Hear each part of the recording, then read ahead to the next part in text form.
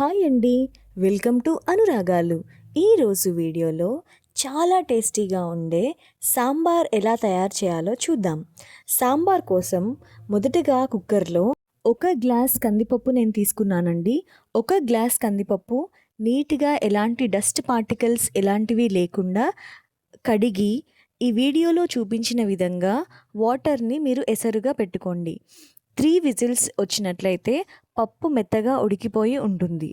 తరువాత ఒక పాత్ర తీసుకొని వేడయ్యాక 4 స్పూన్ల ఆయిల్, 2 స్పూన్ల జీలకర్ర, ఆవాలు, అలాగే 2 పచ్చిమిర్చీలు, ఒక ఉల్లిపాయ, అలాగే 3 స్పూన్ల అల్లం వెల్లుల్లి పేస్ట్, అలాగే ఒక గుప్పెడు కరివేపాకు వేసి కలపండి. ఇక్కడ ఉల్లిపాయ కంప్లీట్గా ఫ్రై అవ్వాల్సిన అవసరం లేదండి. ఇలా మగ్గుతూ ఉన్నప్పుడే 2 స్పూన్ల ఉప్పు, అలాగే 1 స్పూన్ పసుపు వేసి ఈ పోపు అంతా సరిగా కలిసే విధంగా కలపండి. తర్వాత నేను ఈ వీడియోలో చూపించిన విధంగా మనకి ఏ కూరగాయలు అవైలబుల్గా ఉంటే ఆ కూరగాయలు మనం తీసుకోవచ్చు.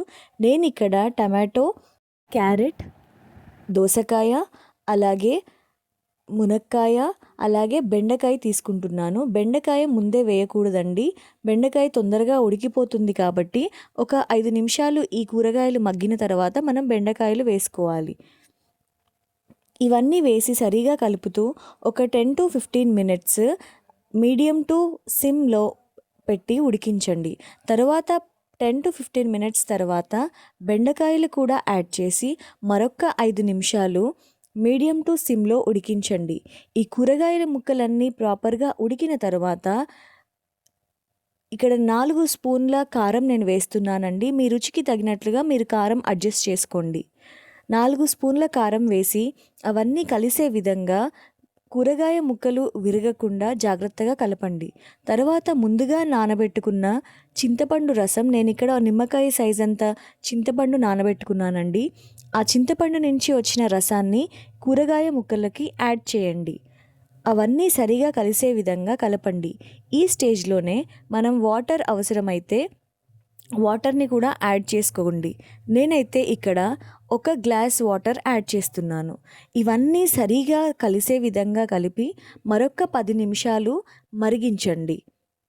సాంబార్ ఎంత మంచిగా మరిగితే టేస్ట్ అంత బాగుంటుందండి. ఇప్పుడు చూడండి, సాంబార్ ఉడుకుతూ ఉంటుంది. ఈ టైంలో ఆల్రెడీ మనం మెదిపి పెట్టుకున్న పప్పు వేయండి. దాంతోపాటు వాటర్ కూడా ఈ స్టేజ్లోనే యాడ్ చేసుకోండి. మీకు ఎంత కన్సిస్టెన్సీ అవసరమో అంత కన్సిస్టెన్సీకి వాటర్ అడ్జస్ట్ చేసుకోండి. అలాగే ఈ టైంలోనే కారం, అలాగే ఉప్పు ఏమైనా అడ్జస్ట్ చేసుకోవాల్సి ఉంటే వేసుకోండి. నాకు కొద్దిగా ఉప్పు, కారం తక్కువ అనిపించాయి, నేను ఇక్కడ యాడ్ చేశాను. ఇవన్నీ వేసిన తర్వాత వాటర్ పప్పుచారు ఎలాగైతే ఉంటుందో అంత క్వాంటిటీలో ఆర్ అంత కన్సిస్టెన్సీలో మీరు ఉంచుకొని సాంబార్ని మరొక 10 to 15 మినిట్స్ మరిగించండి. సాంబార్ ఉడుకుతూ చిక్కబడుతూ ఉంటుంది.